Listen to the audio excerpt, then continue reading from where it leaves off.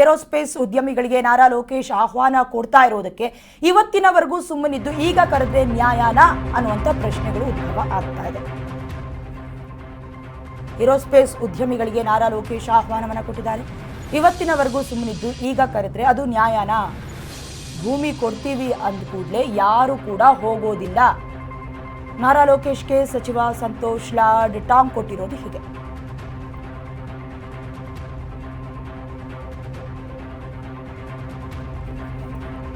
ರೈತರ ಭೂಮಿಯನ್ನ ಬಲವಂತವಾಗಿ ತೆಗೆದುಕೊಳ್ಳೋದಿಲ್ಲ,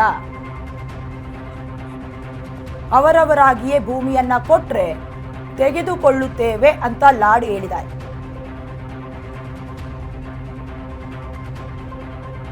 ಏರೋಸ್ಪೇಸ್ ಉದ್ಯಮಿಗಳಿಗೆ ನಾರಾ ಲೋಕೇಶ್ ಆಹ್ವಾನವನ್ನು ಕೊಟ್ಟಿದ್ದಾರೆ ಬಹಿರಂಗವಾಗಿ. ಅದಕ್ಕೀಗ ಸಂತೋಷ್ ಲಾಡ್ ಕಾರ್ಮಿಕ ಸಚಿವರು ಬೇಸರವನ್ನು ವ್ಯಕ್ತಪಡಿಸ್ತಾ ಇದ್ದಾರೆ. ಇವತ್ತಿನವರೆಗೂ ಸುಮ್ಮನಿದ್ರಿ, 2.5 ವರ್ಷದಿಂದಲೂ ಕೂಡ ಹೋರಾಟಗಳು ನಡೀತಾ ಇದೆ. ಅವಾಗ ಗೊತ್ತಿರ್ಲಿಲ್ವಾ? ಅವಾಗ ಅವಕಾಶವನ್ನು ಮಾಡ್ಕೊಡ್ಬಹುದಿತ್ತಲ್ವಾ? ಭೂಮಿ ಕೊಡ್ತೀವಿ ಅಂದ ಕೂಡಲೇ ಯಾರು ಕೂಡ ಹೋಗೋದಿಲ್ಲ ಅಂತ ನಾರಾ ಲೋಕೇಶ್ಗೆ ಸಚಿವ ಸಂತೋಷ್ ಲಾಡ್ ಟಾಂಗ್ ಕೊಟ್ಟಿದ್ದಾರೆ. ರೈತರ ಭೂಮಿಯನ್ನ ಬಲವಂತವಾಗಿ ತೆಗೆದುಕೊಳ್ಳೋದಕ್ಕೆ ಬರೋದಿಲ್ಲ, ಇನ್ನು ಅವರವರಾಗಿಯೇ ಭೂಮಿಯನ್ನ ಕೊಟ್ಟರೆ ತೆಗೆದುಕೊಳ್ತೀವಿ ಅಂತ ಸಂತೋಷ್ ಲಾಡ್ ಹೇಳಿಕೆಯನ್ನ ಕೊಟ್ಟಿದ್ದಾರೆ. ಐಟಿ ಹಾಗೂ ಕೈಗಾರಿಕಾ ಸಚಿವರು ಇಬ್ಬರೂ ಕೂಡ ಈ ಸಂದರ್ಭದಲ್ಲಿ ಆಕ್ಟಿವ್ ಆಗಿದ್ದಾರೆ. ಬೇರೆ ಕಡೆ ಸ್ಥಳವನ್ನ ಹುಡುಕ್ತಾರೆ, ಅದಕ್ಕೆ ಸಂಬಂಧಪಟ್ಟಂತೆ ಏನು ಕ್ರಮ ಬೇಕೋ ಅದನ್ನು ತೆಗೆದುಕೊಳ್ತಾರೆ.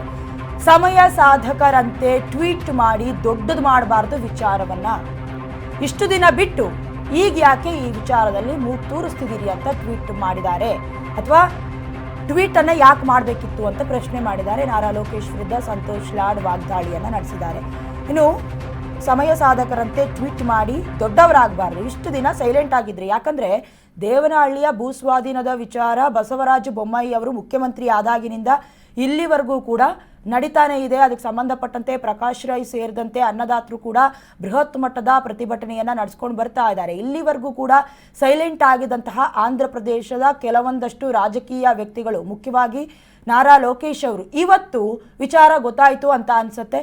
ಈಗ ಸಂತೋಷ್ ಲಾಡ್ ಇದ್ರ ಕುರಿತಾಗಿ ತೀವ್ರವಾಗಿ ವಾಗ್ದಾಳಿ ನಡೆಸಿದ್ದಾರೆ. ಒಮ್ಮೆ ನೋಡ್ಕೊಂಡ್ಬರೋಣ ಏನು ಮಾತನಾಡಿದ್ದಾರೆ ಅಂತ. ಐದರ್ ವೇ ಬೇರೆ ಎಲ್ಲರೂ ಒಂದು ಜಾಗದಲ್ಲಿ ನಮ್ಮ ಇಂಡಸ್ಟ್ರಿ ಡಿಪಾರ್ಟ್ಮೆಂಟು, ನಮ್ಮ IT ಡಿಪಾರ್ಟ್ಮೆಂಟ್ ಮಿನಿಸ್ಟರ್ಗಳು ಇಬ್ಬರು ಪ್ರೊಆಕ್ಟಿವ್ ಇದ್ದಾರೆ. ಬೇರೆ ಒಂದು ಜಾಗದಲ್ಲಿ ಎಲ್ಲೋ ಲ್ಯಾಂಡ್ ಹುಡುಕೊಡ್ತಕ್ಕಂಥದ್ದು ಆಗ್ತದೆ. ಇದೇನೋ ಸಮಯ ಸಾಧಕನಂಗೆ ಒಂದು ಟ್ವೀಟ್ ಮಾಡಿದ ತಕ್ಷಣ ನೀವು ಇದನ್ನ ಇಶ್ಯೂ ಮಾಡಬಾರ್ದು ಅಂತ. ಯಾಕಂದ್ರೆ that's nothing like that. You should go and ask him why did you tweet him ನಾವು. ಯಾರು ಮಿನಿಸ್ಟರ್ ಏನು ಟ್ವೀಟ್ ಮಾಡಿದ್ದಾರೆ, ಇಷ್ಟು ದಿವಸ ಬಿಟ್ಟು ಈಗ ಯಾಕೆ ಟ್ವೀಟ್ ಮಾಡ್ತಿದ್ದಾರೆ? Just because we say we are giving back the land to the farmers, is is the only issue?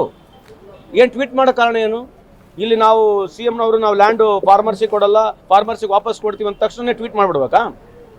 ಇದು ಸ್ಪೋರ್ಟಿವ್ ಆಗಿರ್ತಕ್ಕಂಥ ಇಶ್ಯೂನ ಇದು? ಎರಡನೇ ಸಲ ಸರ್ ಮಾಡ್ತಾ ಇರೋದು ತರ ಇದು ಆ ತರ ಮಾಡಿದ ತಕ್ಷಣ ಡೆವಲಪ್ಮೆಂಟ್ ಆಗ್ತಂತ ಅವ್ರು ತಿಳಿಲಿದ್ರೆ it's good luck to him. ನಾವೇನು ಹೇಳಕ್ಕಾಗುತ್ತೆ? ಈಗ ಆಂಧ್ರದ ವ್ಯವಸ್ಥೆ ಏನಿದೆ ನಿಮಗೆ ಗೊತ್ತಿದೆ ಅಲ್ವಾ?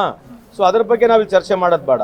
ಅವ್ರು ಏನು ಟ್ವೀಟ್ ಮಾಡ್ತಕ್ಕಂಥ ಉದ್ದೇಶ ಏನಿದೆ ಅಂತಂದ್ರೆ, ನಾವು ಜಸ್ಟ್ ರೈತರ ಲ್ಯಾಂಡ್ ವಾಪಸ್ ಕೊಟ್ಟು, ನಿಮ್ಮ ಹತ್ರ ಲ್ಯಾಂಡ್ ಇದ್ರೆ ಯಾಕೆ ಬರಲಿಲ್ಲ, ಮೊದ್ಲು ಯಾಕೆ ಟ್ವೀಟ್ ಮಾಡಲಿಲ್ಲ, ಈಗ ಯಾಕೆ ಮಾಡ್ತಾ ಇದ್ದೀರಿ? It's a very untimely, wrongly trying to prove that just because we are giving land, people will come. Anganandra Chhattisgarhnaಗಿದೆ, Orissa-naಗಿದೆ, ಎಲ್ಲ ಕಡೆ ಲ್ಯಾಂಡ್ ಇದೆ. So people choose where to go, where not to go. But as for the land, the alternative land, definitely ನಮ್ಮ ಸರ್ಕಾರ, ನಮ್ಮ ಮುಖ್ಯಮಂತ್ರಿಗಳು, ಎರಡು ಮಿನಿಸ್ಟರ್ಗಳು, ಯಾರು ಪ್ರಿಯಾಂಕ್ ಖರ್ಗೆ ಅವರು and as well as ನಮ್ಮ MB ಪಾಟೀಲ್ ಅವರು, definitely they are heading those departments. They will see to that the land will be compensated somewhere. Doesn't mean that the project is scrapped. Either way ಬೇರೆ ಎಲ್ಲರೂ ಒಂದು ಜಾಗದಲ್ಲಿ ನಮ್ಮ industry department, ನಮ್ಮ IT department ಮಿನಿಸ್ಟರ್ಗಳು ಇಬ್ಬರು proactive ಇದ್ದಾರೆ. ಬೇರೆ ಒಂದು ಜಾಗದಲ್ಲಿ ಎಲ್ಲೋ ಲ್ಯಾಂಡ್ ಹುಡುಕೊಡ್ತಕ್ಕಂಥದ್ದು ಆಗ್ತದೆ. ಇದೇನೋ ಸಮಯ ಸಾಧಕನಂಗೆ ಒಂದು ಟ್ವೀಟ್ ಮಾಡಿದ ತಕ್ಷಣ ನೀವು ಇದನ್ನ ಇಶ್ಯೂ ಮಾಡಬಾರ್ದು ಅಂತ. ಯಾಕಂದ್ರೆ that's nothing like that. You should go and ask him why did you tweet him ನಾವು. ಯಾರು